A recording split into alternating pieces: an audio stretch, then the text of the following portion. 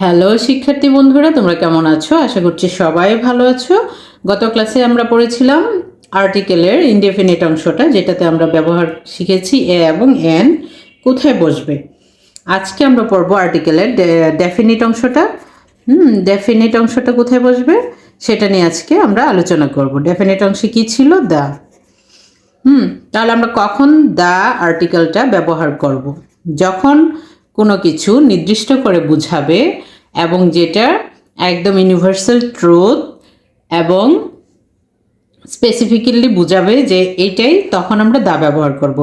Universal truth কী কী হতে পারে? যেমন আকাশ নীল, স্কাই ব্লু। স্কাই ব্লু এটা তো আমরা সবাই জানি। তারপরে সান, সান রাইজেস ইন ওয়েস্ট, অর্থাৎ সূর্য পূর্ব দিকে ওঠে। যদি আমরা বলি সান রাইজেস, তারপর সান শাইন্স ব্রাইটলি, সেটাও সত্যি। সেই ক্ষেত্রে আমরা কি ইউজ করব? এখানে দা ইউজ করব। ওকে, দ্য স্কাই ব্লু, এখানে বসবে the sun rises in the West, এখানে বসবে দ্য সান শাইন্স ব্রাইটলি। আবার যদি আমরা কোনো কিছু নির্দিষ্ট করে বলি যে এই বইটা, এই বইটা টেবিলে রাখো, তখন কি বসবে? The book keep on table. এই যে নির্দিষ্ট করে একটা বইকে বলছি যে বইটা টেবিলে রাখো, সেই ক্ষেত্রে কিন্তু আমরা বুকের আর কি আর্টিকেল ব্যবহার করছি? The. The cow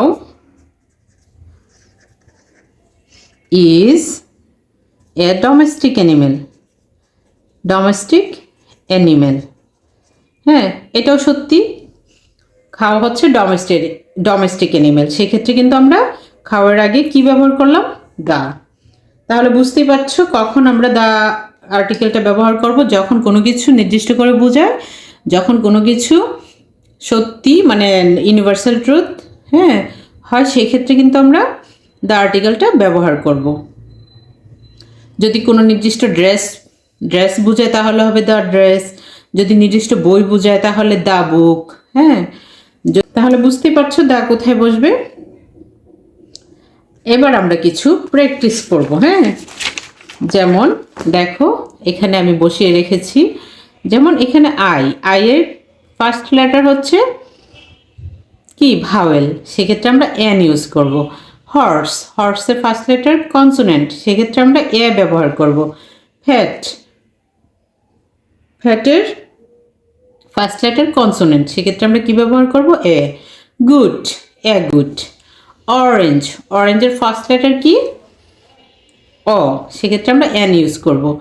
lamp first letter consonant, সেক্ষেত্রে এ ট্রি এগ হচ্ছে ভাওয়েল, সো আমরা ইউজ করব N.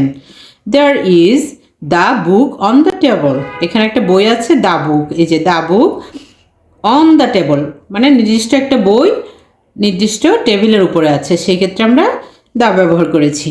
The book is on the table, এই যে বইটা কোথায় আছে? টেবিলের উপরে আছে। দ্য স্কাই ইজ ব্লু, আমরা সবাই জানি স্কাই ব্লু, সেক্ষেত্রে কি হবে? The sky. Look at the picture, ছবিটির দিকে তাকাও, তোমাকে একটা নির্দিষ্ট ছবির দিকে তাকাতে বলা হয়েছে। দ্য সান শাইন্স ব্রাইটলি, আমরা সবাই জানি সূর্য কিভাবে কিরণ দেয়? অনেক উজ্জ্বল, সেই ক্ষেত্রে আমরা দ্য সান ব্যবহার করেছি। তাহলে আশা করছি তোমাদের এ এন এবং দ্য আর্টিকেল নিয়ে আর কোনো কনফিউশন হবে না। সো তোমরা এটা এখন ভালো করে পড়ে ফেলবে। আজকে আর্টিকেলের শেষ অংশটা আমরা পড়ে ফেললাম। আজকে এ পর্যন্তই। আল্লাহ হাফিজ।